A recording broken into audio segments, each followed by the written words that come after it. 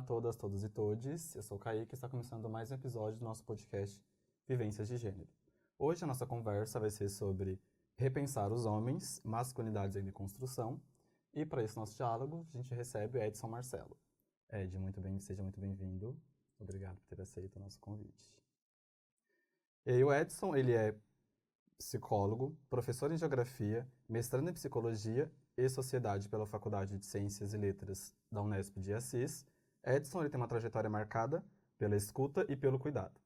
Atuou como mediador de grupos reflexivos com homens autores de violência doméstica e realiza escuta clínica a partir da psicanálise.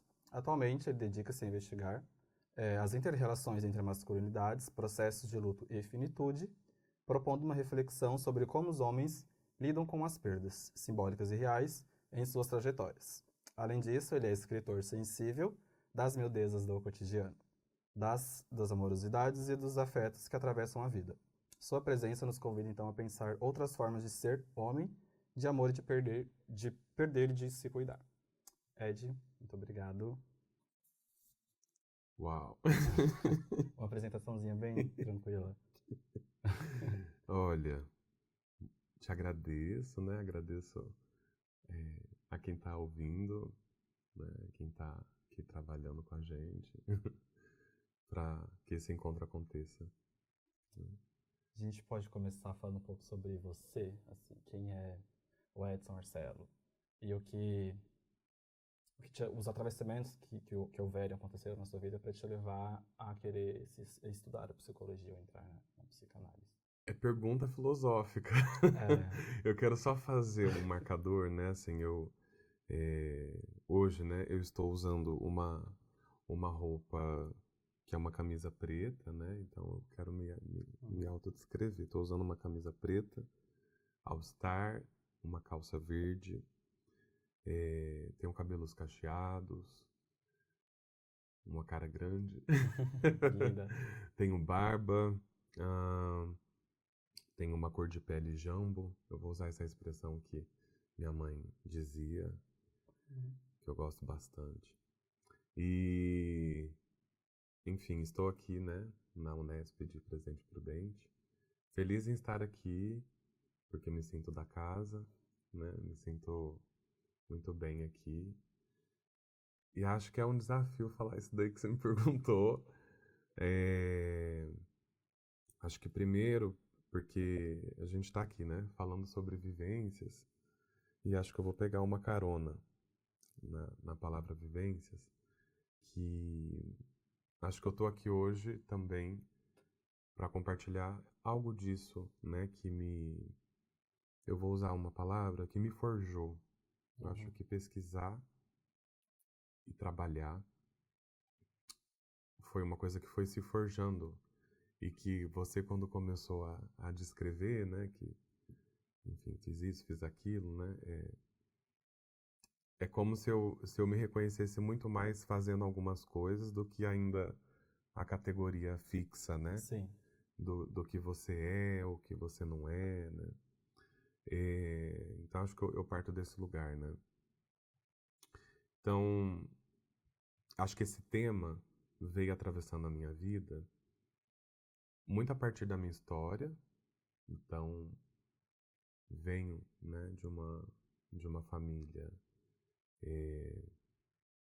afetiva, uma família que tem muitas coisas, muitos problemas também, como boa parte das famílias, né? Acho que família é uma palavra que dispara todas as coisas dentro de nós. Sim. Né? Onde a gente Porque é o lugar de onde você vem e que você vai poder dizer algumas coisas e, sobretudo, aquilo que você também não quer compactuar. Então, acho que é uma palavra, né, com muitos afetos, né? Então, eu venho de uma família que me ensinou, sem saber muito bem, eu acho, e aí eu vou colocar assim, a importância da minha mãe, que eu precisava fazer as coisas diferentes na minha vida, diante das coisas que outras pessoas da minha família já tinham passado, né? E acho que o caminho de querer conhecer algumas coisas, foi me moldando ali, sabe? A curiosidade, digamos assim, os questionamentos. Eu sempre fui essa pessoa Uhum. que me questionava, assim, eu queria, às vezes, assim, é muito louco isso que eu lembrei esses dias até, que eu falei assim, quando eu era criança, assim, eu tinha uns 6, 7 anos, eu gostava de subir na árvore e quando a gente, né, vai ali para minha família era ribeirinha e a gente depois, né, volta aí para a cidade, entre aspas, e aí eu sempre sentia falta de ver os barcos e Uhum. aí quando eu acho que era uma coisa muito delirante até, um delírio infantil que eu tive. Eu subia na árvore e eu gostava de ver as pessoas passando na rua, né? E eu gostava de ver as pessoas passando, eu gostava de e eu escrevia, eu tentava desenhar, eu Uhum. gostava. Então acho que eu fui entendendo que eu era uma criança diferente. Isso era uma crítica, né? Por ser uma criança nomeada sensível. Eu falo até quando me nomeavam, né, de viado, de gay, quando eu era criança, Sim. eu nem sabia o que que era isso. Uhum. Eu nem sabia. Me diziam, mas eu não sabia o que que significava. Para mim, eu, sei lá, estava. Eu era eu, Sim. sabe? Apenas tinha um olhar mais atento para as afetividades, né? Assim. É, eu nunca tive, acho que, uma questão com. É assim, eu vou falar do choro. Sim. Eu sou uma pessoa emotiva, profundamente emotiva, né? Uhum. E eu me sinto bem assim. Isso não tem que ser um problema, sabe? Sim. E aí que tá, né? Acho que aí entra um pouco na coisa que você fala da masculinidade, que ela foi uma palavra que foi se aproximando da minha vida à medida que eu vou, né? Enfim, escolho sair de casa, escolho, né, deixar minha família, escolho fazer uma carreira, alguma coisa assim. Mas é muito mais porque eu me realizo nisso do que necessariamente você não sabe como que vai ser, sabe? Sim. Você não sabe o que vai acontecer. Então, por você não saber, eu acho que tem uma magia nisso daí, sabe?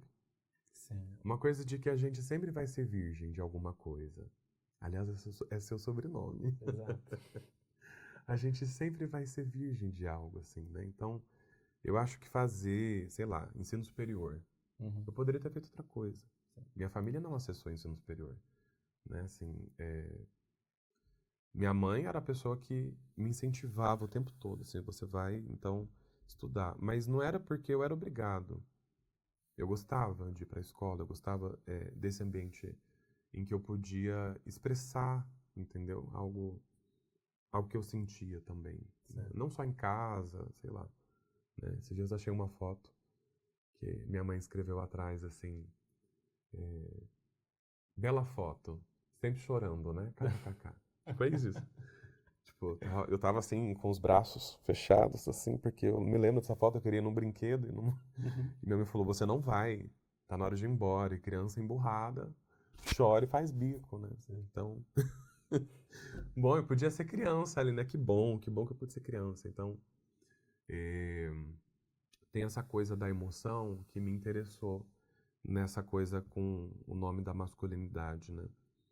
Porque eu não acredito que a gente ainda viva um mundo em que as diferenças, elas não são, elas não são colocadas ainda como um grande direito, sabe? Sim. Eu não consigo entender do ponto de vista de não é nem entendimento intelectual. Não dá pra gente escolher quem vai morrer ou vai viver por performar alguma coisa que se dizem, sei lá, masculinidade O correto. ou feminilidade, ou o que é correto, ou o que, né, enfim, o que, sei lá, o teu Deus fala, que o meu Deus não fala.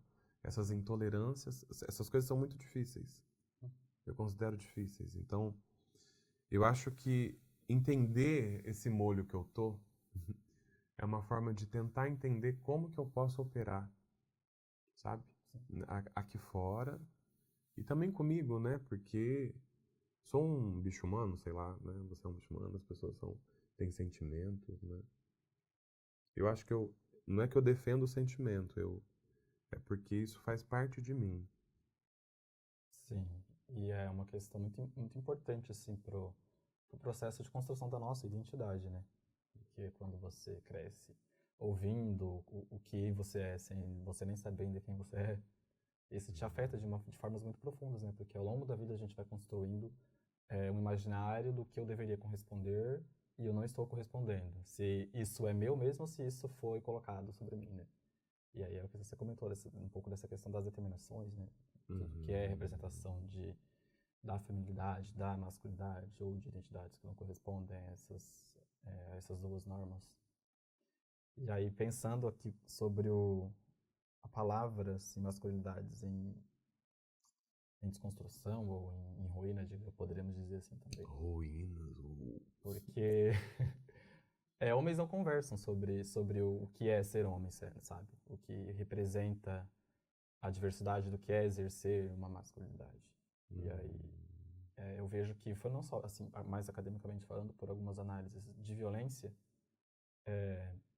os mesmos locais em que há os maiores índices de feminicídio são os locais onde há maior violência contra a população LGBT, né? Então, são lugares diferentes, mas a raiz do problema é a mesma, né? Tem um pouco dessa questão da masculinidade que é construída socialmente. Uhum.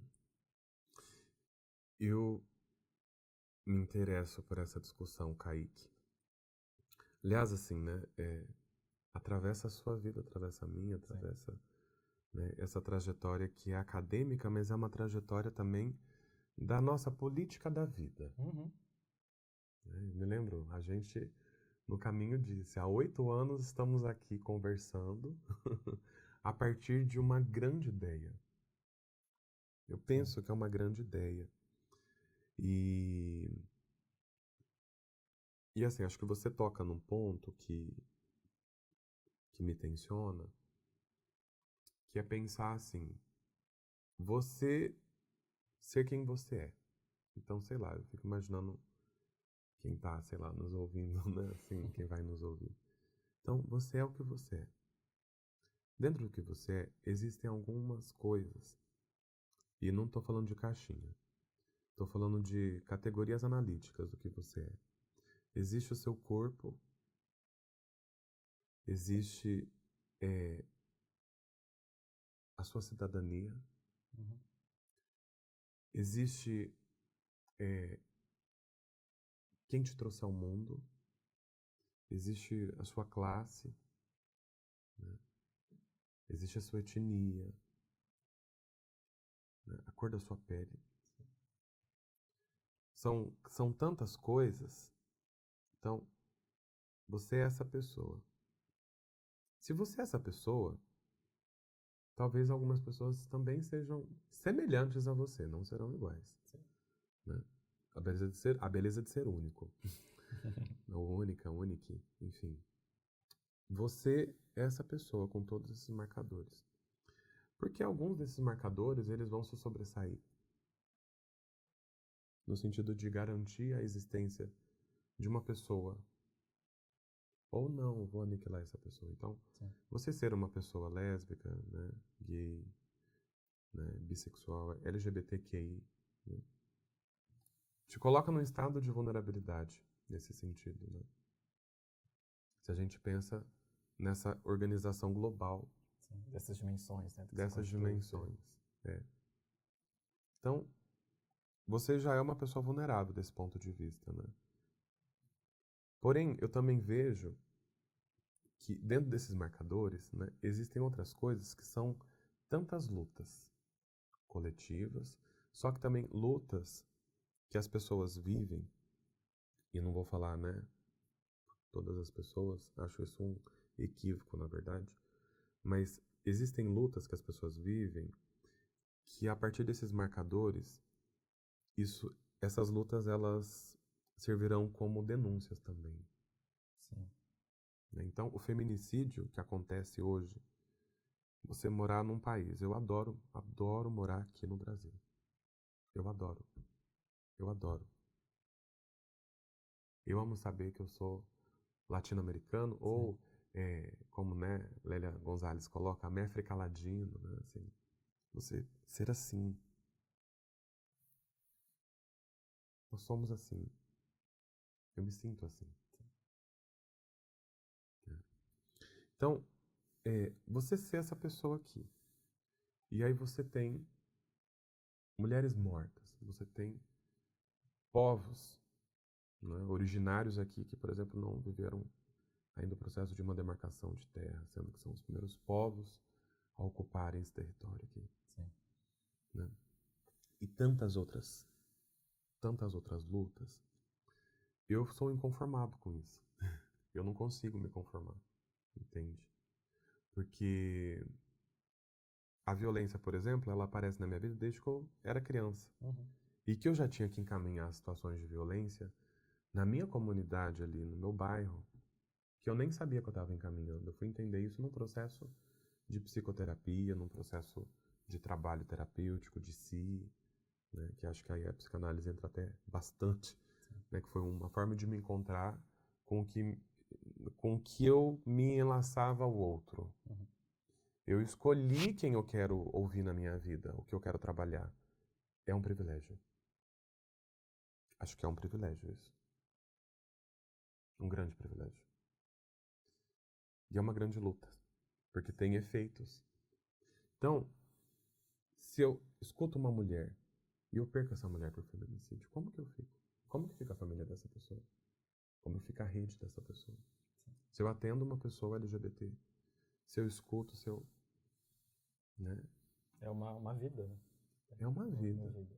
Aí a gente pensa em estatísticas. Eu falo nomes, tá, ato falho, são números, são nomes, Uhum. né? Seguimos sendo um país perigoso do ponto de vista de existir ou não para uma pessoa LGBT, quando em outros países ser LGBT mais é considerado um crime, porém a taxa de morte que a gente enfrenta no país é relativamente maior em relação a esses países. Sim. É grave. Então a gente aceita, a gente não aceita. É um aceita não aceitando.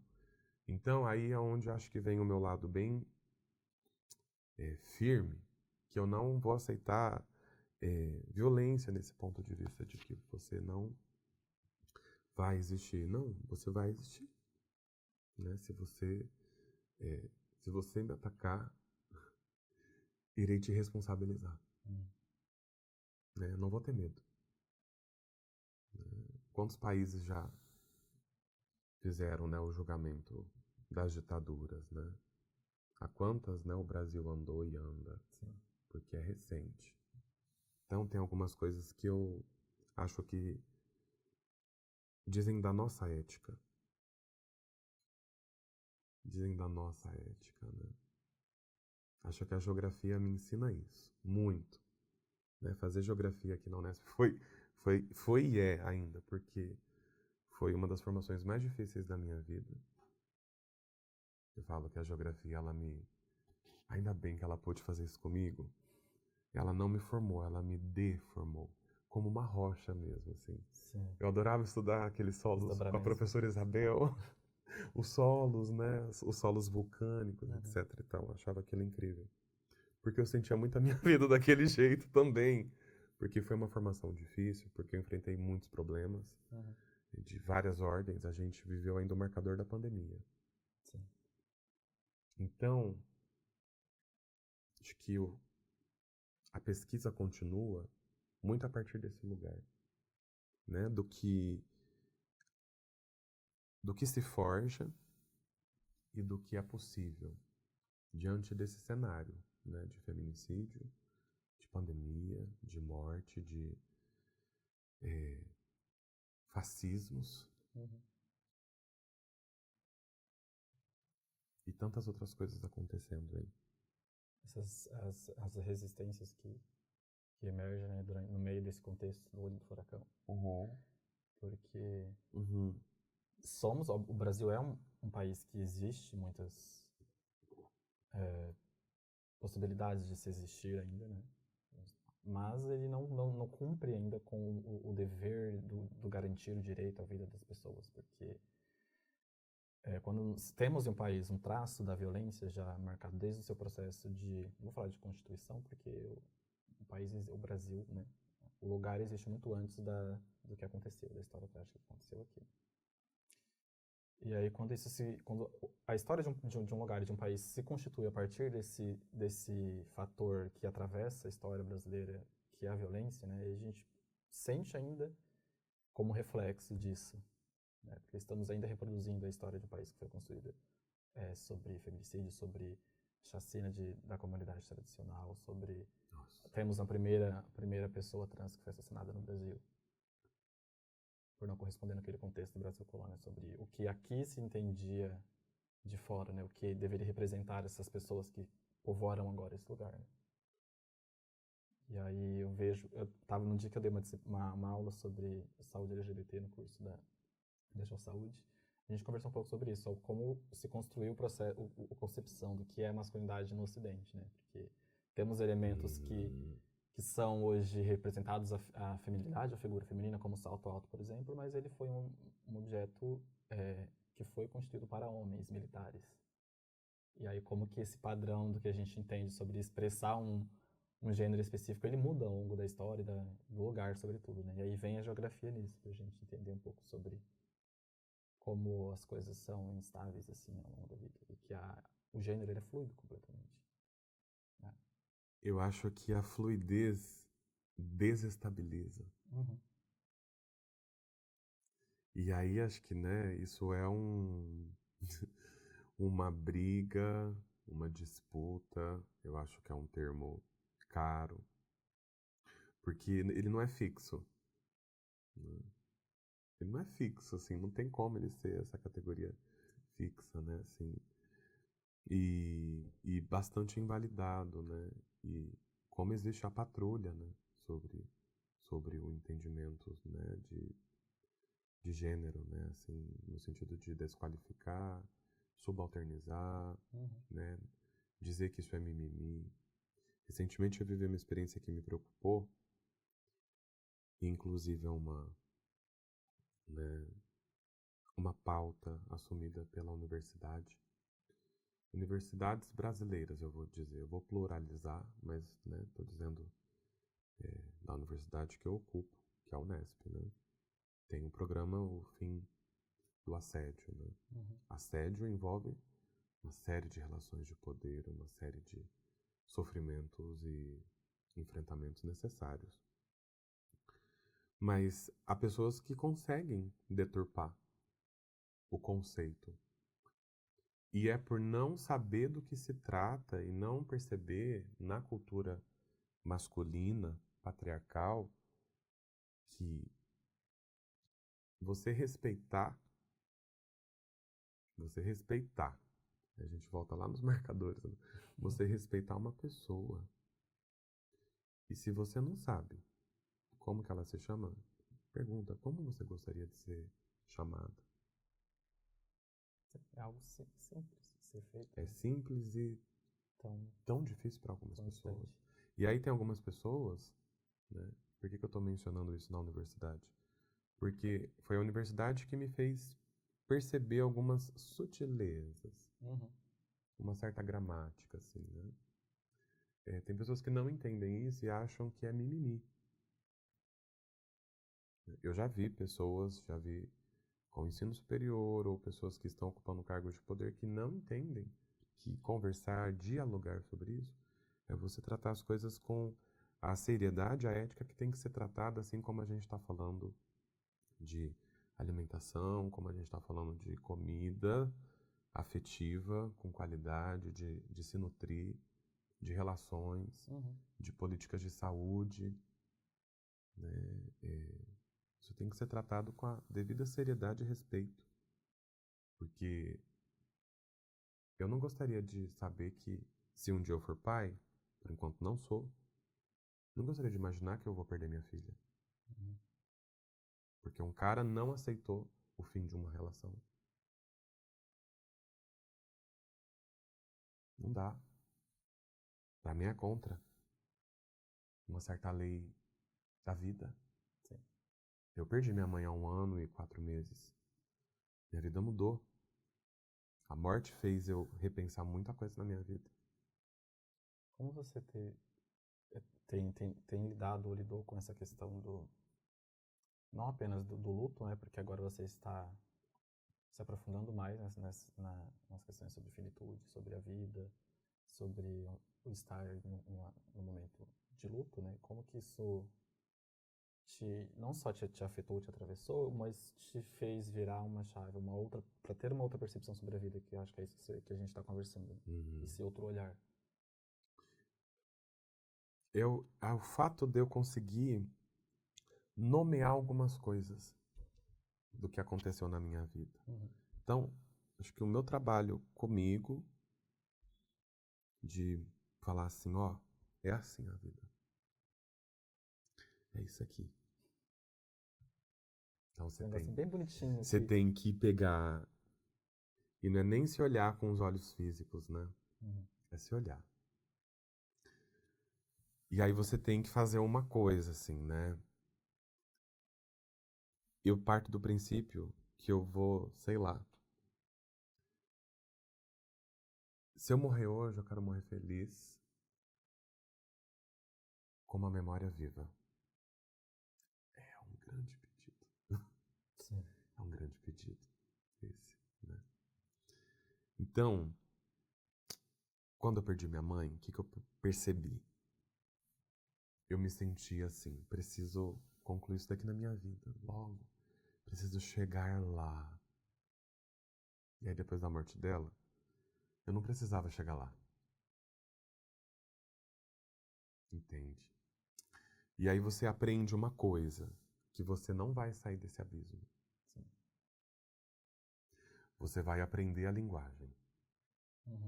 Mas ele vai estar ali.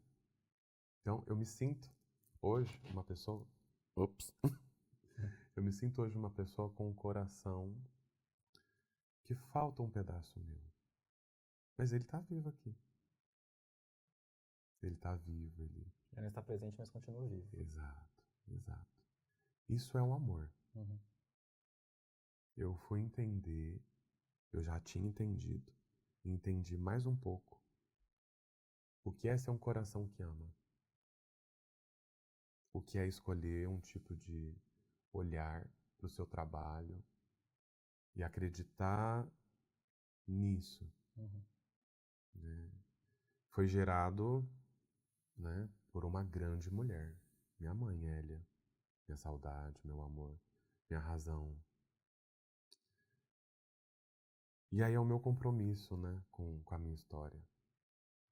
Porque se eu fico e não reajo a isso, a mim é não respeitar o que também era importante a ela.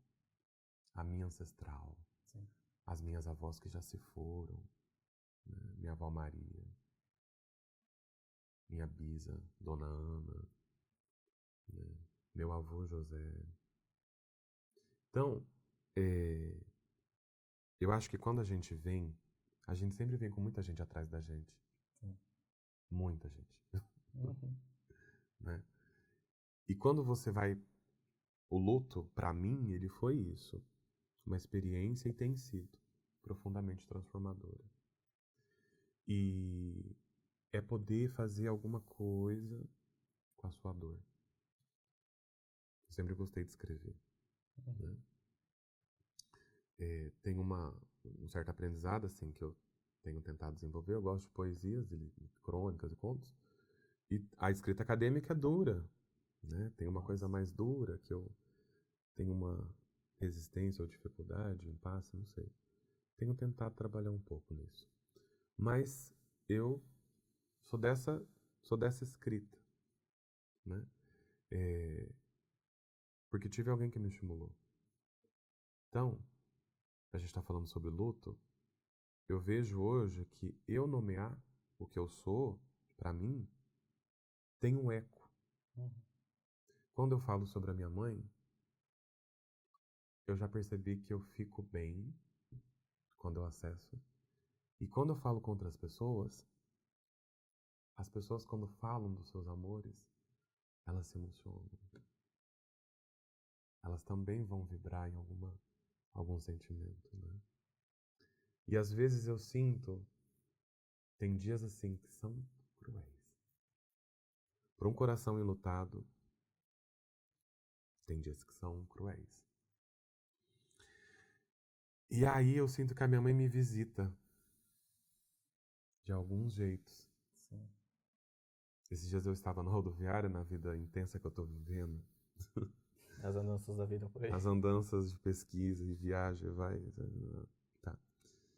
Eu cheguei na rodoviária e vi uma pessoa, estava bem cansada, era umas 5:30 da tarde. Já estava há mais de 8 horas na estrada. E aí eu falei assim, eu quero um café. E aí fui pedir um café. Ah, era uma mulher, ela estava de cabeça baixa, ela se levantou assim. Oi, você quer um café?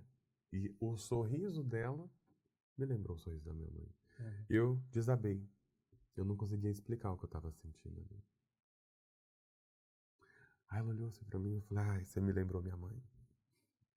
Ela, eita, meu filho. Aí soltou um meu filho. E aí foi isso. Eu falei, ela, né? Nos abraçamos e conversamos e tal. Eu estava no caminho pensando como eu queria contar coisas da minha vida pra você agora. Uhum. Né? Tô contando pela memória, pelo que eu tô vivendo. Então o luto, pra mim, é uma coisa dos... Acho que não é o luto singular. São processos. Processos circulares, Uhum. né? Que não tem uma duração, né? E que se aproxima muito, né, dessa dimensão do tempo que não é o tempo linear, né? É um outro tempo, é o tempo dos afetos, o tempo do sentimento, né? E aí eu vejo que alguns homens, eles não conseguem muito bem acessar isso também, né? No sentido de viver as suas emoções enlutadas, por exemplo, né? E nós estávamos conversando antes de vir aqui para o estúdio sobre casa, né? Sobre voltar para casa, sobre se sentir o nosso lugar, assim, no mundo, né? Puxando um Uhum. pouco para Gel. Uhum. E aí eu acredito que a nossa casa são pessoas, né? Nesse caso, se eu voltar para casa, seria uma pessoa, né? Específica. Nossa, que bonito isso que você falou. Voltar Porque pra casa seria mesmo eu uma estar pessoa. termos uma casa, enfim, algum lugar materializado que a gente entenda esse sentimento, estando lá, quando o que estava presente ali, no caso, não está mais presente, o seu voltar para casa, você se conecta com esse ser em qualquer lugar, né? Que é o que você estava falando, que se sente em casa em vários lugares hoje em dia. E aí eu vejo que, para mim, eu acredito que é justamente essa questão das pessoas, né? Que a gente se sente em casa da sua mãe, por exemplo. Da nossa mãe, né? Que é uma energia que nos faz voltar que nos situa no mundo, né? Nos orienta no mundo. É exatamente isso. Exatamente isso, amigo. Conversas. E aí, como foi pra você estar na geografia depois de ter feito psicologia, assim, que te levou? Você comentou já um pouco sobre como foi importante, né, pro seu processo de entendimento. Porque eu também, assim, me conheci a partir da geografia. Eu não sei se seu sentimento compartilhado, todo mundo se acha no mundo a partir desse processo de entender o que é o mundo, né? Se foi esse mesmo processo que você passou. Uhum. Eu tive uma professora, sempre. Eu tive uma professora que ela era muito... Eu achava ela diferente. Ela nos levou uma vez ao Morro do Diabo. E pra mim foi a melhor experiência da minha vida. Eu nunca me esquecia. Falava, nossa, será que eu vou encontrar o diabo lá em cima? Eu vou subir 3 vezes, só pra ver se ele Eu vai vou aparecer pra subir. dar na cara dele. Nossa, você imagina, né? Sei lá. Se é criança, você vai viajar com a sua turma. Eu tava na 5ª série. Você vai viajar e vai pro Morro do Diabo, ficar longe da sua família, longe de sua casa, com seus amigos no alojamento e que tem um diabo lá em cima. Nossa, isso pra mim foi um grande acontecimento. Eu nunca me esqueci. Então, a geografia eu já gostava, né? Sim. Quando eu fui para psicologia, me formei, fui fazer uma especialização e se chamava a especialização Intervenções Psicossociais. Pois é. Eu começo a lidar com o que eu estou trabalhando, né? E aí eu tinha uma conversa, né, com uma pessoa desse tempo. E, e aí eu fiz o meu cadastro na Unesp aqui, como usuário externo da biblioteca. Uhum. E para mim foi uma experiência que eu amei, assim, chegar aqui. Eu gostei do campus, gostei da recepção das pessoas, foi muito bem acolhida aqui. E eu fui para os livros, né? E eu lembro quando eu comecei a ler algumas coisas da geografia. Eu falei, gente, mas que interessante, por que não, né? Por que não? Eu sempre gostei de geografia. Por que não geografia, né? E aí fui fazer o vestibular e comecei geografia no meio da especialização. Uhum. Então foi uma coisa muito orgânica desse ponto de vista, né? E acho que foi a experiência que me formou para a vida. Uma formação sociopolítica, Sim. sentimental, que me colocou para a vida. Tem uma dimensão da afetividade que parece que, por ser uma ciência assim, geográfica, não existe, a geografia não tem um corpo.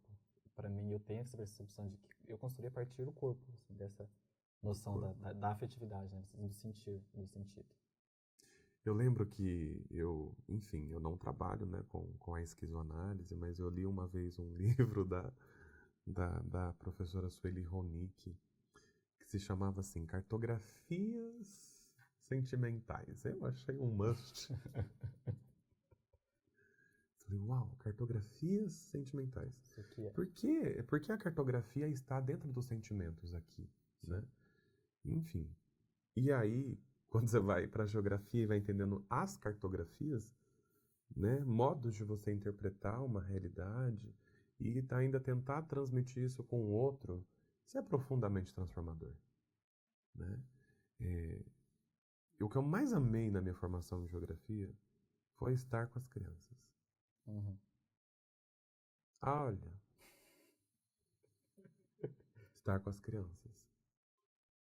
E as experiências com fogo e trabalho de campo. Nossa, aquela fogueira Você se maravilhosa. lembra da Eu fogueira tenho retratos daquela fogueira até com, hoje. né, a comunidade Ofaié? Sim, Mato Grosso do Sul. Que experiência foi aquela? Aquele foi um momento assim que para mim também foi me constituiu também, sabe, enquanto pessoa, quando caí. Eu me senti atravessando uma grande dança da vida, Sim. escutando as histórias das pessoas, né? Então, isso para mim é fazer a geografia, né? É você viver isso. Então, hoje, eu escolho continuar, né? Me refazendo nisso que eu falo de aprender a linguagem do abismo, né? Assim, me refazendo com tudo isso que foi me constituindo, sabe? Então, estar aqui, né? Conversar, dialogar, é do vínculo que foi criado, né? É um meandro mesmo, Uhum. um meandro de possibilidades, né? E eu entendi que não dá para fazer a vida, eu fui entendendo isso assim, mas acho que hoje, com mais maturidade, você vai entendendo assim que a vida é coletiva. Você tem a sua singularidade, mas ela é coletiva. Essa construção do corpo que você diz, que você, né, foi também descobrindo, isso se deu a partir do que você pôde também fazer com você, Uhum. né?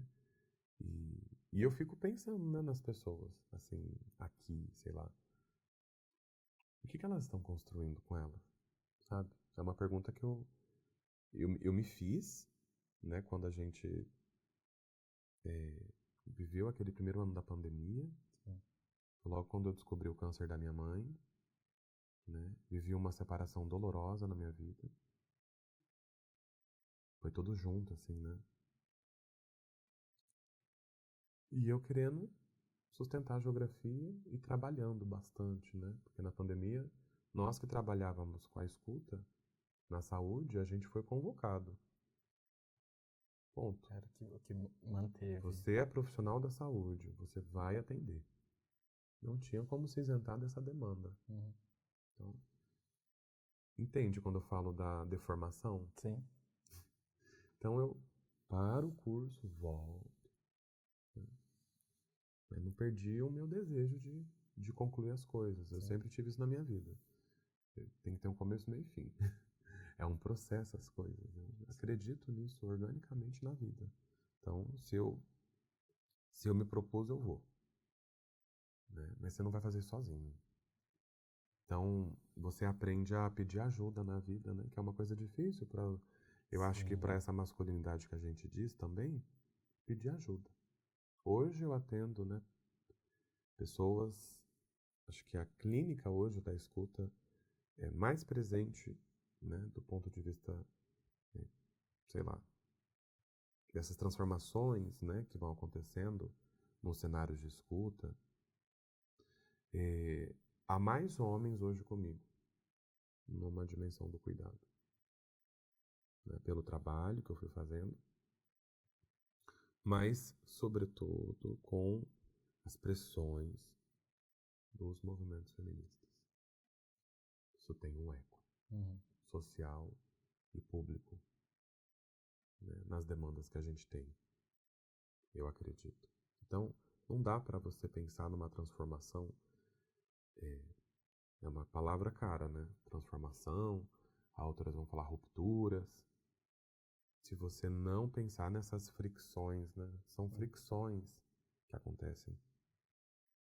E aí, quando você falou sobre o abismo, eu me revi em um contexto de... Falando sobre o processo de construção, não apenas da identidade, mas do corpo, porque eu vou defender a bandeira da geografia ser um corpo, né? Sobre o entendimento do devir, assim, né? Desse processo de se constituir uma vida, né? Não se localizar apenas em um dado lugar dela. E aí eu lembro que quando estava fazendo algumas artes assim para o trabalho, eu queria buscar alguma forma de tentar representar esse processo do que é a construção do seu corpo, né? Quando você está em um contexto de prestes a cair no abismo, caindo no abismo da vida. Esse abismo, esse movimento, ele insurge um outro contexto, né? Pode ser um salto, um voo para alguma outra possibilidade, alguma outra coisa. Né? E aí a gente vem nessa questão do ciclo, né? Das espirais da vida. E o filme foi bem filósofo. Acho que o fato de eu ter escolhido geografia foi porque eu sempre gostei de filosofia, não da disciplina de filosofia, mas de pensar e de se questionar, né? E aí essa é uma característica marcante no curso de geografia que eu tive também desde o início, de se questionar o tempo todo, se construir, reconstruir, desconstruir, pensar outra possibilidade, aí você volta naquela e pensa de uma outra forma. Acho que tem um pouco disso, né? Tem. Que poeta! Você é poeta filósofo, Kaique. Acredito que minha banca falou que meu trabalho estava Poeta mais filosofia do que filósofo. geografia, bicho. Essa o devir, né? É linda essa palavra, eu sou suspeito. Devir, né? Quando eu apresentei um trabalho no simpósio de luto, que a professora, né, Marielle coordena lá na Unesp de Assis, eu já tinha apresentado em outro ano, mas eu escrevi, fiz uma tela em homenagem à minha mãe, uma tela. Eu vi, você postou, eu me emocionei. E eu coloquei o nome de Devir Hélia, né? Porque é um vir mesmo, e você está contando isso, esse vir a ser, ele não está pronto. É por isso que eu, assim, vou sim acreditar que algo pode, dentro dos nossos ofícios, o que eu posso fazer, o que cada um pode fazer. Sim. Sabe? Talvez seja mesmo uma dimensão, né, de uma micropolítica, mas até aqui é onde eu tô me encontrando, reencontrando, né? E que tem suas conexões, né? Eu me encontrei com uma palavra também que me fez repensar muita coisa, que é vida-morte, né?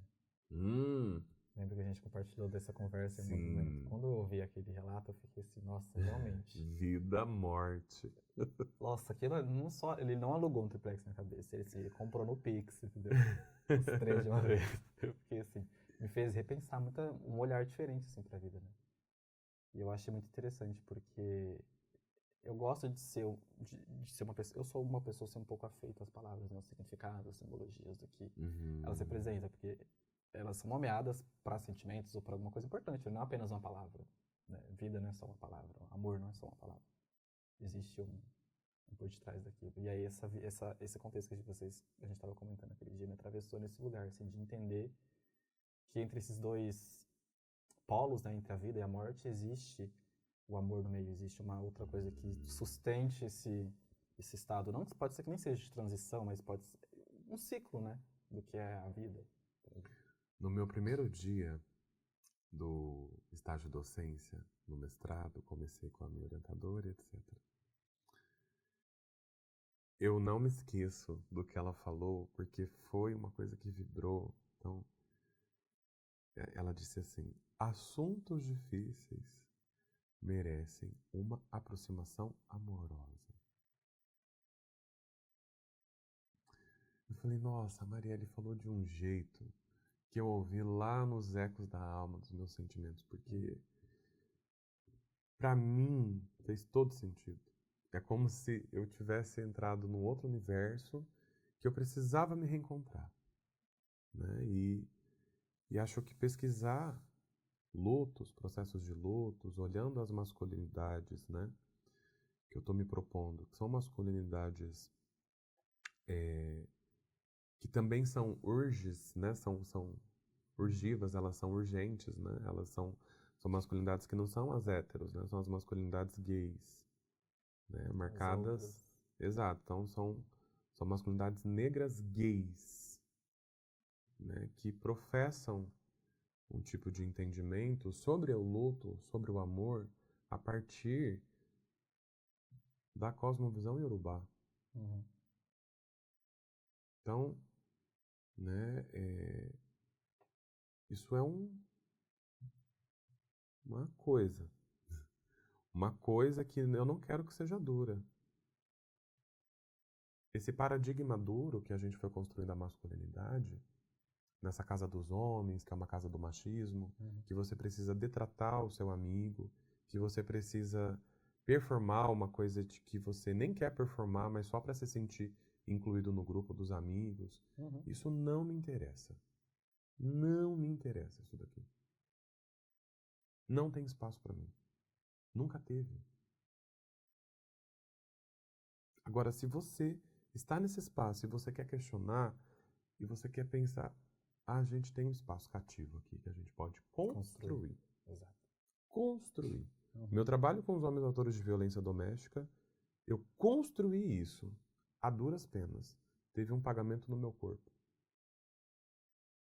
Eram homens héteros, em sua grande maioria, né, que viviam relações héteros com suas mulheres e tal.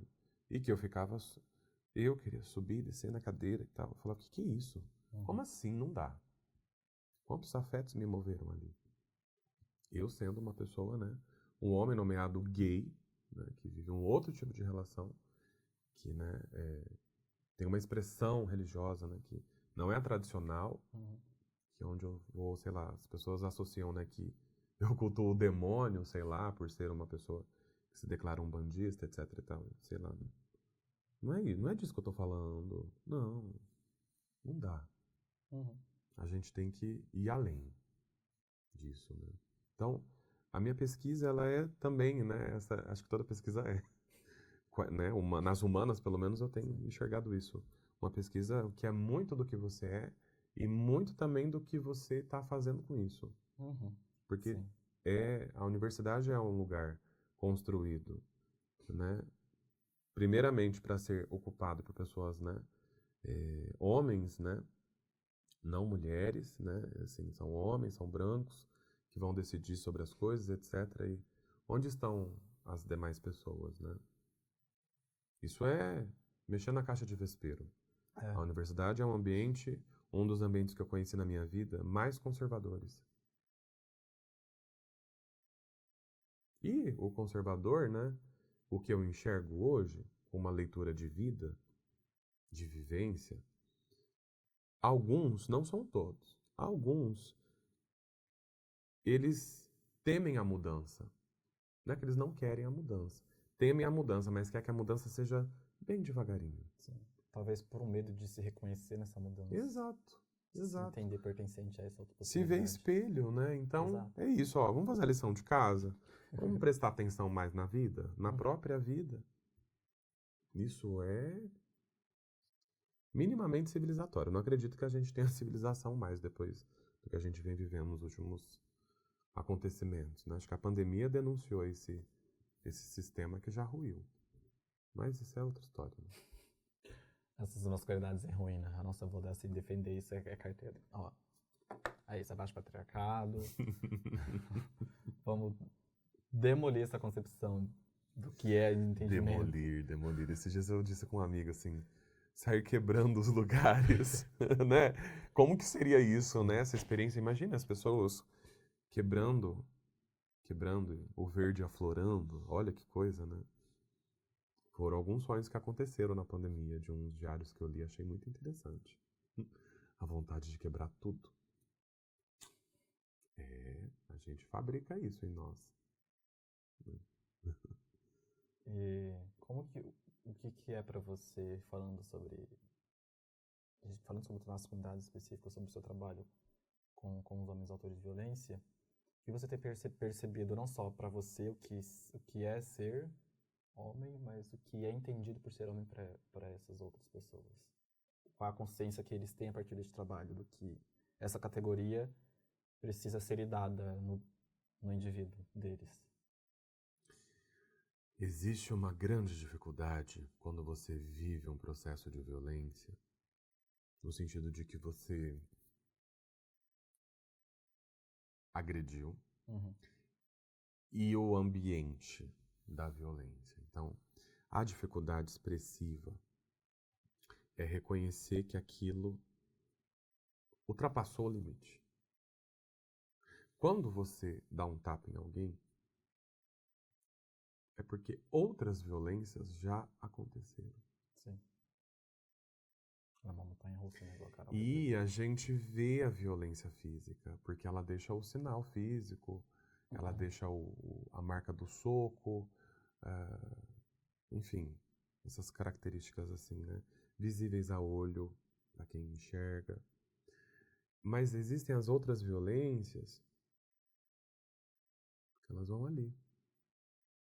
Elas que vão lá na raiz, elas se enraizam. Né? E aí, assim, é um xingamento, é assim, uma forma de você diminuir a pessoa que você ama. Só que você ama essa pessoa, mas eu vou diminuir, porque eu tô com raiva agora, porque eu tô com ciúmes, ou porque eu sou possessivo, ou porque eu não aceito, ou porque, né? É assim, essa coisa dura que eu digo, essa masculinidade dura, ela tá fadada ao fracasso, né? Então, a violência, eu vejo ela como esse reflexo de uma impotência. O homem, figura homem, categoria macho, socialmente. O homem violento é profundamente inseguro consigo mesmo.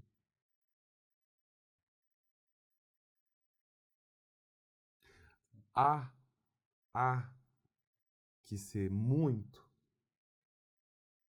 sensível e sustentar essa sensibilidade na potência que tem a própria sensibilidade. Tem que fazer, tem que ser muito forte para ser sensível. A forma como, sei lá, quem é pai, quem é mãe, ou a forma como a gente está socializando, tem ensinado os meninos ali na infância a socializar os seus sentimentos e não serem ridicularizados. Porque se ridiculariza pensando que o que é feminino é ruim. Ah, você é mulherzinha, você vai cuidar da casinha, você vai fazer isinho, né? E a dimensão do cuidado não é ensinada desse ponto de vista cultural. Sim. Aí começa o abismo. E aí começa um grande abismo, né? Uma grande, né? Um grande, é cruel demais o que se faz. Então, esses homens, eu vejo que eles são também os homens dos sintomas do que o nosso próprio sistema e sociedade fabrica o tempo todo e cobra Sim. essa performance. Uhum. Né? Que seja, sei lá, bem-sucedido, magro, alto, blá, blá, blá. Então, esse sentimento de impotência é comum e o difícil é acessar o sentimento de reparação. E aí que tá a coisa. Quando alguém se arrepende de um ato violento, isso é um fio condutor para a gente poder pensar em intervenções exitosas nesse campo. Se você xinga alguém, vamos esquecer a categoria trabalho, homens e tal. Você ofende alguém. Se você sabe que você ofendeu. Sim. Você tem consciência do que você gerou no outro, né? Volta e pede desculpa. Uhum. Em algum momento. Se você não consegue fazer isso, sua vida está fazendo errado. Sua vida está errada. Desse ponto de vista de que você está criando uma bomba relógio com você. Sim. E qualquer hora ela vai explodir. E aí vai virar o quê? Isso daí. Também. Pode virar um processo, vira um marcador, vira um estigma. Vira uma série de outras coisas. Então, conviver honestamente é o mais difícil, né? Eu me tentei porque me tentei mesmo. Acho que eu me experimentei. A conviver honestamente com esses outros homens que não são tão outros, porque eles ecoavam dentro de mim das homofobias que eu vivi socialmente na escola, né, ou na rua. Eu já vivi a situação de estar com meu namorado, quando eu namorava uma pessoa naquele momento e os caras mexerem com a gente porque estávamos de mãos dadas. Sabe? Sei lá, fazer gestos obscenos, né, assim. É como diz a Hilda Hilst. Pra mim, obsceno é a fome, né? Então, foi Hilda Hilst? Acho que foi, né? Não me lembro. Posso estar cometendo outro falho. Mas porque a sexualidade, né, precisa ser isso. Ela não precisa... Essa caça, né? Essa caça da clandestinidade nos aplicativos, a caça de matar mesmo o seu suposto algoz, porque faz algo que você talvez queira fazer, mas não banca. Não tem. Tem que ter peito. Tem que ter picumã nessa hora, né? Tem que ter picumã. Né? Você tem que ter... O RuPaul já avisou, né? Sustenta o picumã, Mona. Ou a Inês, você segura a marimba. É uma marimba bem... Então, são coisas assim tão... Sabe? Tão verdadeiras. Sim. E aí, eu passei por situações na vida também de reconstituir o que seria o entender categoria homem, né? Porque a violência, ela atravessa todas as dimensões da nossa vida, né? E aí eu me vi em um contexto de violência doméstica, né? E eu pude presenciar e ver que um padrão de violência que é construído para um modelo de relacionamento onde nem existe essa diferença da categoria gênero, né, porque seriam dois homens, se reproduz essa violência por se entender papéis que ali não estão sendo correspondidos ao que deveria corresponder, porque a gente entende do que é um relacionamento. Né? E é muito difícil porque, naquele contexto, é difícil você se questionar sobre até onde está esse limite, ou onde chega, apesar de você saber um pouco do óbvio, né? Você está vivenciando um contexto que não se foi pensado de início, né? Quem é LGBT, a gente cresce com um pouco desse, quando se entende já desde o início. Esse lugar proibido de que você não consegue vivenciar um namorinho de adolescência, por exemplo, escrever uma cartinha, Então, construir esse lugar de afetividade para com outra pessoa, não para consigo mesmo, né? Uhum. E aí, quando você encontra esse momento da vida, aquilo lá de trás volta para você, assim, você tem que dominar no peito, bicha, e lidar com a situação, né? E eu vejo que é um pouco desse eco do que não se é falado de homens para homens, né? Assim, na minha casa mesmo, todas as conversas, os assuntos que seriam voltados para a construção da minha identidade ou da afetividade eram promovidos pela minha mãe. Meu pai Ai, representava essa figura. ai. Apesar de, em alguns momentos, ele expressar, ele demonstrar, mas ele não dizia. O dizer era muito difícil para ele, né? Ele foi a pessoa que esteve mais ao meu lado quando eu me assumi, né? Então, isso demonstra que há um abismo da conversa, nós não dialogamos entre si sobre sentimentos, né? E aí isso é muito perigoso, porque pode chegar nesse contexto não só de violência, mas de cobrar um posicionamento, de invalidar a vida de outra pessoa, a existência dela, porque você não consegue corresponder ao fato de que você gostaria de ser, sabe? Ter essa liberdade, ser essa pessoa. A gente vai acessando todos os discursos que a gente ouve desde criança, né? Ah, não senta assim, não gesticula demais, não ri demais, não senta de perna cruzada, a rosa é de menina. Nossa, eu lembro que a minha mãe dizia algo assim que... Ela falava assim, não fica rindo muito não, hein? E eu ficava bravo, falava assim, mas como assim, mãe, não vou poder rir? Não, que você sabe, né? O povo vai ficar falando. Era muito mais o medo, assim, dela, né? Uhum. E depois a gente foi conversando sobre isso, assim. Falava, eu morria de medo de que você apanhasse, né? Era um cuidado. Porque você assim, você não aceita desaforo, né? Ela tinha medo, né? Morria de medo que eu morresse, sei lá, com uma pedrada, uma lampadada na cara, né? Então, e aí você vai vendo que você vai se forjando nisso, você vai se moldando para corresponder a uma certa expectativa, né? E assim, e aí por isso que é muito cruel o que acontece. É muito cruel. É muito cruel esse processo de desumanização do que você está falando da categoria homem, né? Uhum. Esse homem é desumanizado o tempo todo, né? Para que ele seja máquina. Acho que tem né? A Revolução Industrial teve um papel significativo nessa Sim. formação, né? Assim, pensando no processo histórico, né? Do que a gente vive do corpo, né? Um corpo que é trabalho, depois é um corpo máquina. Se dissociou do Um corpo biológico. máquina. Você tem que ser máquina, você tem que ser o melhor, você tem que ser, sabe, duro. Né, assim. Cuspir no chão. Exato. Então, assim, você favor. tem que ser. E é difícil isso. Isso é difícil. Dá muito trabalho sustentar isso. Do ponto de vista psíquico, do ponto de vista de corpo. Acho que a escuta me ensina isso um pouco. E não é porque é pedagógica de me ensinar, é porque eu consigo fazer alguma coisa com isso, porque eu fui entendendo a minha vida. Uhum. Também nos meus processos de análise e tal. Tem o nosso conteúdo, né, latente a partir do que a gente vai vivendo e tem o conteúdo depois manifesto, né, num lugar de trabalho, Isso é sério, isso é profundo, se você não faz com pressa, né, não é em uma, duas sessões que a sua vida, né, se resolve. É a caixinha de Pandora. Não dá, não dá, né, é um processo. E que talvez não vai se resolver.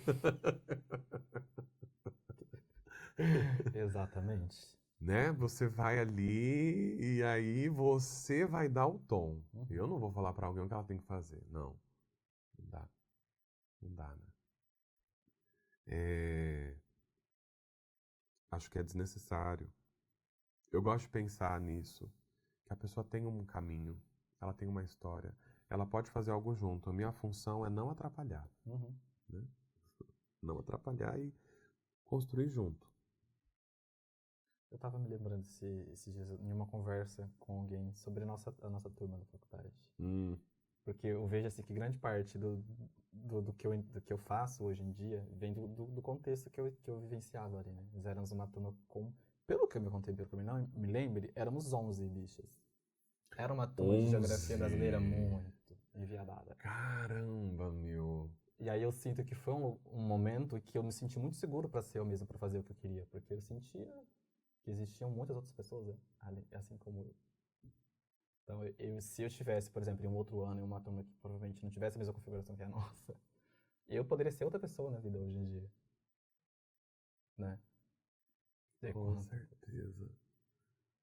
Ainda bem que a gente se encontrou. Se não fosse naquele momento, a gente ia se encontrar ainda adulto. Ainda bem que a gente se encontrou.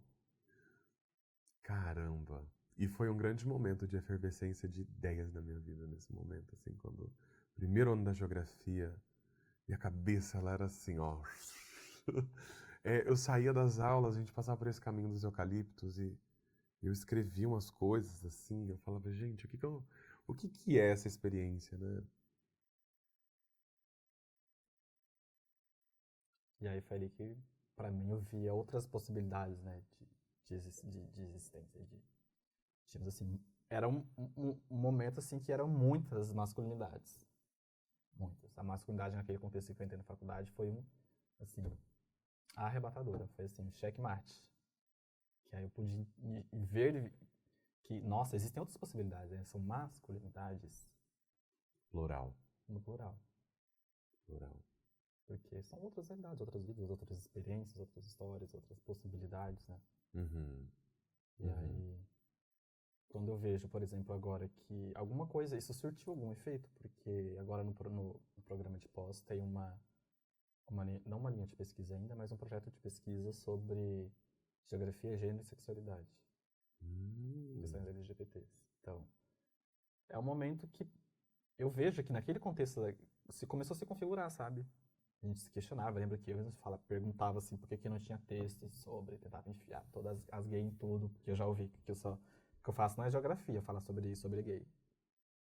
Não é, né? Não é geografia, isso é sociologia ou psicologia. Não é geografia, não é geografia. E aí foi assim. Vou te mostrar como é. Como a geografia não só corresponde a isso, como ela é sobre tudo isso. O que acontece no espaço é profundamente geográfico. No corpo, Foram as nossas corpo. primeiras aulas, né? Eu me lembro, assim, nossa, eu me lembro muito desse primeiro momento, assim, do que era ou não era geografia. E eu me lembro o dia que nasceu a sua já dissertação. Você estava, você estava entrando na geografia e você já falou o que você queria mapear ali. Uhum. Né? Foi muito a partir dessa experiência do corpo, assim. Olha, é isso, gente. E foi do contexto, sobretudo, das pessoas que estavam ali, assim, sabe? Foi ali que surgiu essa possibilidade, né? E olha só, já se passaram 8 anos. 8 anos. Nossa, Oh, God. o tempo é inegociável, né? Uhum. Não pudemos fugir dele. É, como canta, né? Tempo rei, tempo rei, tempo rei. E aí, falando um pouco sobre masculinidade, processo de se entender, você também, enquanto educador, né? Como que isso surge para você no momento de transmitir, assim, não só pelo conhecimento, pensando na categoria trabalho, ser professor, mas de comunicar isso para as pessoas, porque a educação, ela é comunicação, sobretudo, né? E a gente precisa promover uma educação mais assertiva, ter o cuidado com a palavra, com a forma de tratar, com a forma de acolher as pessoas, né? Falar sem pudor. Aí eu, pensa, compartilhe. Falar sem pudor. Por que é tão difícil as pessoas falarem, conversarem? Você que exercita e escuta. Porque uma conversa profunda, uma conversa que você não vai conversar por conversar, você vai conversar. Então você abre uma coisa que é o diálogo, Uhum. né? Então é difícil porque não é todo mundo que consegue se sentir e se permitir ser vulnerável. Porque para você dialogar de verdade, você tem que se vulnerabilizar com o outro. Sim. Quando eu estou atendendo alguém, eu me sinto vulnerável. E eu preciso que a outra pessoa também fique vulnerável. Porque aqui fora tem muita defesa. Uhum. O trabalho é. Aqui vai ser outra coisa. Então é difícil porque a gente não ainda conseguiu, eu acho que, pactuar que algumas vozes precisam falar. Sim. Sobretudo as vozes negras. Enquanto a gente não enfrentar de forma eficaz o racismo, vai ser cada vez mais difícil a gente conversar com o outro.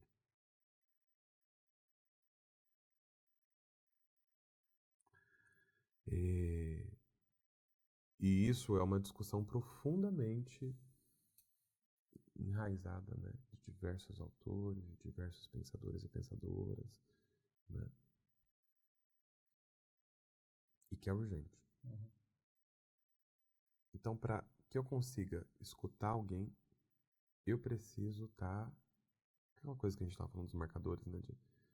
Esses marcadores estão aqui comigo. Você vai trazer os seus marcadores. Vamos dialogar. Isso é uma experiência sensorial para mim. Quando dialogar, conversar é sensorial. A gente aqui, eu estou sentado sobre uma cadeira, estou confortável, tem um ar-condicionado, tem, né, iluminações, etc. Existe uma experiência sensorial na escuta que é importante. Né? E que eu gosto. Eu gosto de sentir isso trabalhando também. Mas você também pode acessar isso, às vezes, com uma pessoa que você nunca viu na sua vida. Sim. Quando você, às vezes, se senta do lado dela, porque você está numa viagem, você conversa com aquela pessoa, sem saber se você vai seguir ela no Instagram, se você vai... Não. É a experiência do encontro. A escuta, para mim, tem isso.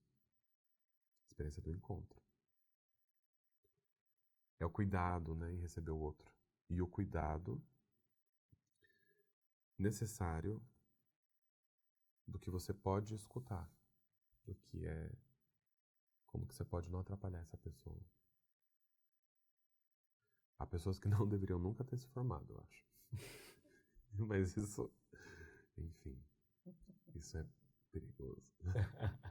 Já tá perigosíssimo. Tudo que eu falar será usado contra mim. Está registrado não apenas em áudio, mas também em vídeo. Vídeo documentado. Pois é. Não tem como fugir. Mas eu sei que há muitas pessoas que compartilham essa percepção também, então me sinto muita vontade para dizer. Sim. Tem gente que não deveria, né, fazer o que faz. Deveria fazer um outro ofício na vida. E o que te motivou a se aprofundar sobre isso agora no seu mestrado?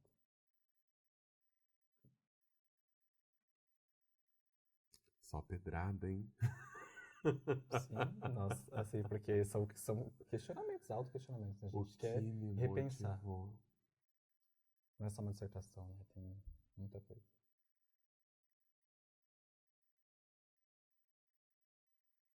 Primeira que vem assim na cabeça, viver uma vida com propósito.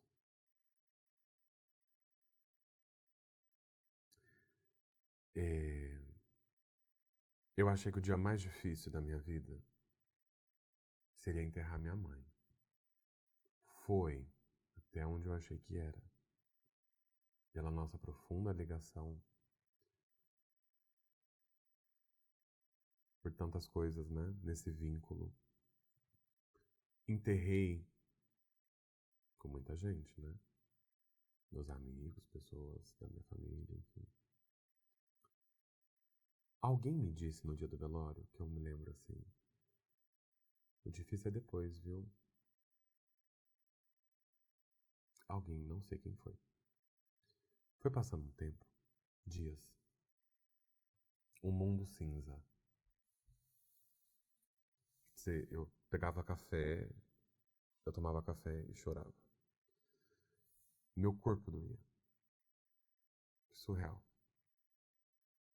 E eu sabia que eu estava vivo, porque eu estava comendo. Eu comia, mas eu não comia. Parece que um caminhão tinha passado em cima de mim. E deu reto. Assim. E aí, assim, agora você precisa trabalhar. Sim. Como? Não, você tem que trabalhar. Então, você vai engatinhando de novo, assim, reseta a vida. Você perdeu o amor, você vai resetar a sua vida. Aí você vai resetando a vida. Vai tateando, vai engateando. Eu passo a escrever mais meus diários, etc. Um hábito que minha mãe me ensinou. Escrevendo, eu pensei. É o recurso que eu tenho. Que tá me salvando de novo aqui. Uhum. Então, eu adoro a Conceição Evaristo. Aliás, foi o último livro que eu li com a minha mãe. Olhos d'Água. Lindo. Um livro difícil, lindo. Sensível, né? Uhum. Eu fui entendendo algumas coisas sem saber que eu estava entendendo. E aí, apresentei a tela lá e senti ali. Eu preciso continuar aqui. Preciso. Esse momento da minha vida está me dando algumas pistas que talvez eu vá entender lá na frente. Aqui eu não vou entender nada agora. E eu fui, só fui. Né? E aí, já se passou um ano. Completou um ano, inclusive, semana passada, assim que eu decidi, né? Eu falei, nossa, eu me sinto tão diferente. O mundo mudou tanto pra mim. E viver com propósito, isso demora, né? Você não vai fazer um propósito assim, o seu projeto de pesquisa, o seu trabalho, ele é um terço de você. Sim. Não é uma listinha que você vai dando um ok todos os dias. Não dá pra gente viver achando que vai ser só isso na vida. Sim. Então, acho que faz parte do propósito. Eu escolhi porque eu me integrei a isso.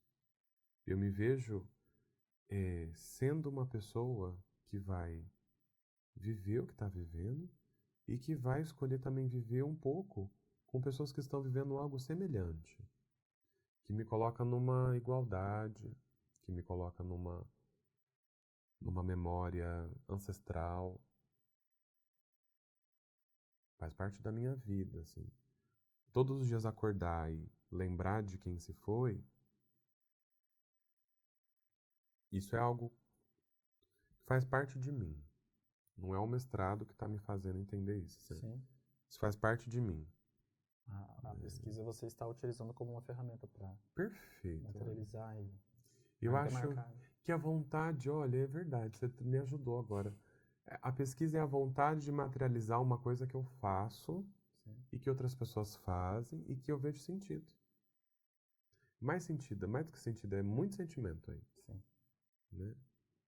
Pra gente, né, que, enfim, professa isso, o amor e etc, e acredita nisso, né, que a pessoa que você ama não morre, ela se torna um ancestral. Ela não morre, ela se ancestraliza. Né? Sim. Não se morre apenas. Minha mãe falava isso pra mim quando eu era criança. Ó, sua avó não morreu. Ela se ancestralizou. E era a mãe dela que ela estava falando. E eu tinha 10 anos de idade. Né? E eu fico pensando, nossa, como será que seria se eu fosse falar da morte? Se eu fosse, sei lá, novamente, né, o pai e tal. Se eu fosse pai, como que eu falaria pra minha filha ou filho que, olha, sua avó morreu. Uhum. Ela se ancestralizou. Seria muito difícil pra mim falar. Nesse contexto, né? Então, a morte, ela vai te encontrando e você vai encontrando ela. Não dá pra viver uma briga. Sim. Então, falar sobre é uma forma de não brigar. E teve um livro que eu li da Ana Cláudia Quintana Arantes, né? A Morte de Vale a Pena Viver. E os outros dois, que eu não li ainda, mas eu quero, porque me fez repensar, assim, esse diálogo da gente sobre isso, né? Sobre a morte. E aí, por todas as reflexões que ela traz ali no livro, né, que ela ouviu dos pacientes, a vida era o principal, não vou dizer um nó, né, mas era o que unia todas os arrependimentos ou os ICs que não foram respondidos, não foram questionados, né? E aí eu vejo que precisamos falar muito mais também sobre a vida, assim, né? Até falando agora sobre saúde, né? Enfim, como que a gente estuda, que até então no contexto a geografia da saúde era só analisar a doença, falar sobre uma coisa sem pensar possibilidades de vida, né? A gente tem que falar sobre promover a vida, garantir a qualidade de vida, garantir o direito à vida, sobretudo. E aí eu queria falar um pouco sobre isso com você agora, assim, caminhando para o final da nossa conversa, sobre vida. O que você entende da vida? O que é a vida para você?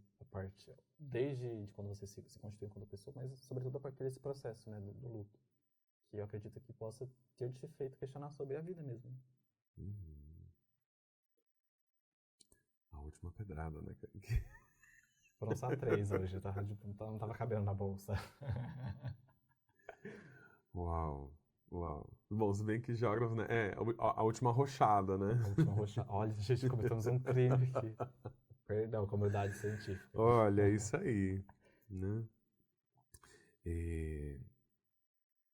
Olha, a vida, sim, ela, pra mim, você coloca o marcador, né, da morte.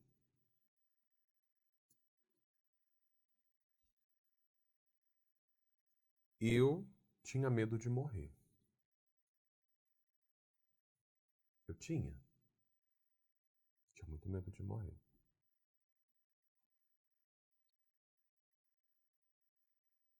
Por eu já ter perdido algumas pessoas que eu amei por morte, eu ainda tinha perdido, olha. Ainda tinha perdido o medo de morrer. Ele tava perdido ali, esse medo de morrer. Mas depois que eu perdi, né? Perdi minha mãe, tem uma coisa difícil para quem ama e tem uma relação vincular, né, afetiva com mãe. Você perde, não é a pessoa só. Você perde o olhar daquela pessoa sobre você. Você não vai sentir mais isso. É difícil continuar a vida sem isso. Não saber que eu vou receber o olhar dela, sei lá, quando eu prestei o processo seletivo, fiz a prova, etc. Eu queria pegar o meu telefone e ligar para minha mãe. E falar, olha, acabei de sair da prova. Ai, foi assim. Acabou de acontecer isso na minha vida. Existe um silêncio no mundo. Então,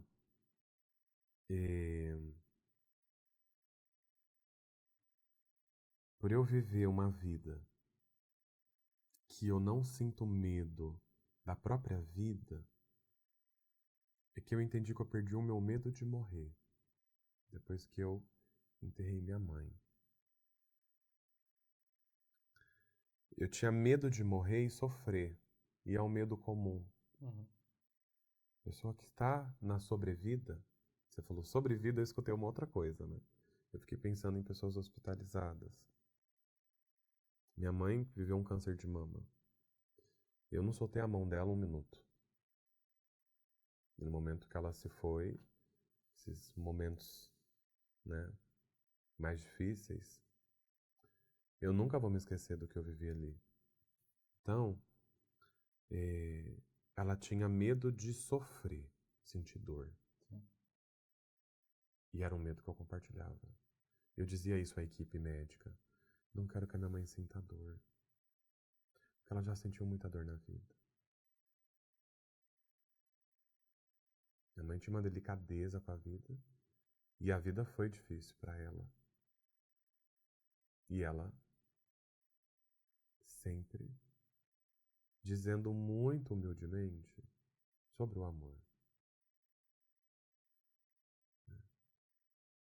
Por que será que algumas pessoas que você gostaria que fossem personagens, que fossem vistas, que fossem lidas, sei lá. Então, manter a memória dela em mim, falar dela, é uma forma de continuar a minha vida. Né? Só que também é uma forma de eu aprender que todo dia eu tô morrendo um pouquinho. Sim. Mas todo dia eu tô renascendo. Porque se você não vive a vida,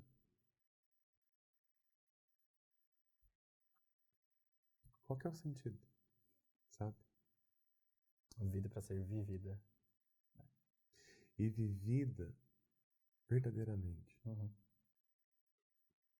Não é na máscara. Né? Não é na hipocrisia. Não... Esse modo de vida que é escassa não me interessa também. Não é no sigilo um aplicativo. Não é. Não é. Não é ali que a vida acontece. Não mesmo. Nesse lugar.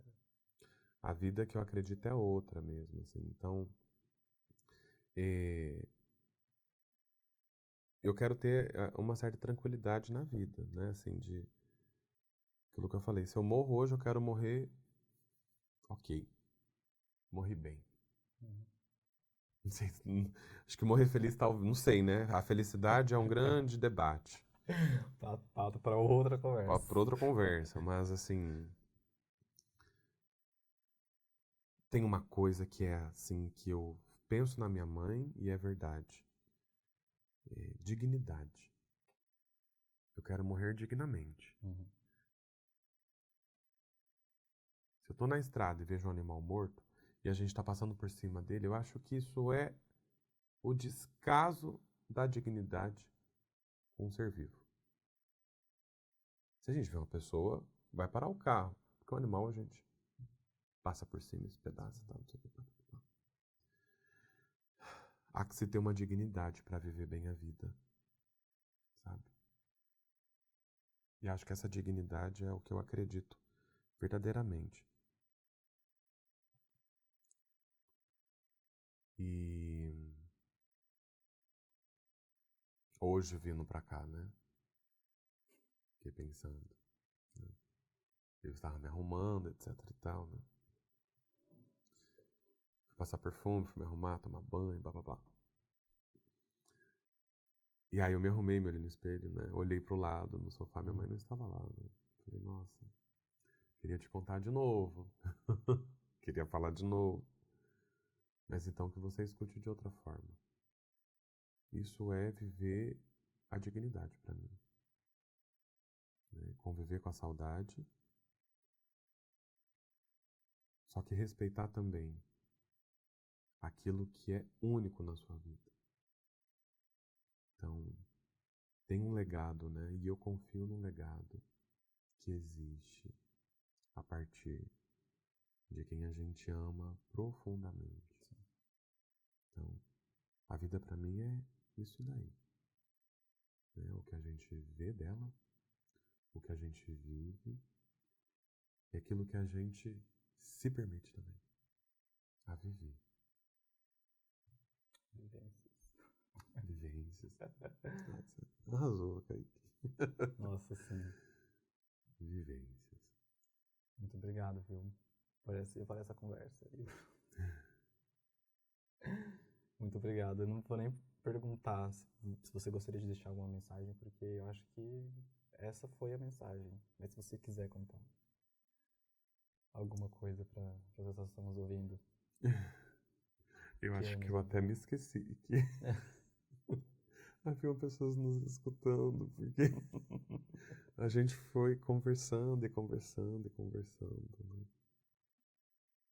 Mas é isso. Eu quero, assim, agradecer, né, o tempo que a gente, quando para estar com alguém, né, oferecer o tempo, algo. Eu não acredito nisso, né? Do tempo é dinheiro. Eu tenho uma grande dificuldade com essa expressão. Tempo não é dinheiro, não. Né? Tempo, para mim, ele é de fato o tecido, né? Da nossa vida, do nosso corpo. Então, agradecer esse tempo, né? Que a gente pôde conversar. Nossa, fazia muito tempo que eu queria conversar com você. Esse tempo, né? De qualidade. E as pessoas, né? Que estão escutando ou que vão escutar. A equipe, né? Daqui da FCT Unesp de Prudente. E esse pessoal que está comigo aqui, essa galera, esse povoado de gentes aqui, que a gente não vê, né? Mas que estão aqui presentes, né? Então, agradecer a esse momento único, é único. Né? Muito obrigado. E que a gente possa dialogar mais. Ah, com certeza, gata. Com certeza, gata. Foi assim. Se tem uma coisa que a gente tá fazendo hoje em dia é conversar. É hablar. verdade, é verdade. Vamos hablar. Vamos hablar. Gente, muito obrigado por quem acompanhou o nosso episódio e até a próxima. Tchau, tchau. Quero deixar aqui um trecho de um escrito de minha mãe. Afinal, ela pensava e pegava às vezes um pedaço de papel de guardanapo e anotava alguns pensamentos, né? E desde a morte dela, eu tenho encontrado alguns escritos de forma inusitada. E a sensação que eu tenho é que parece que alguém assoprou para que eu chegasse até ali. E eu tenho nomeado que são gotas mágicas para um amanhã. Minha mãe era uma poetisa, um espírito sensível, valorizava assim pequenas coisas, pequeninas coisas assim. E tudo a ela era digno de atenção. Uma tampinha no chão, uma flor que abria, um detalhe que ninguém observou. E eu sinto hoje, né, que eu tô imerso nesse território, né, salgado que é a memória do que eu vivo. Então, eu tenho vivenciado, né, com essa descoberta de uma água que corre em mim, né, e cada partícula dessa água, ela me conecta com o que é vivo. E esses dias eu encontrei um trecho, né, que diz sobre sonhos, né, e aí ela dizia assim, abre aspas, nunca desista dos seus sonhos. Não desista da pessoa que você está se tornando. Evoluir leva tempo, mas vale a pena. O primeiro idioma que você deve dominar é o silêncio. Trate de ficar fluente nele. A liberdade é o oxigênio da alma. Fecha aspas. Palavras de minha mãe, Hélia, essa pessoa maravilhosa, uma amiga preciosa e uma mulher sábia e vivida.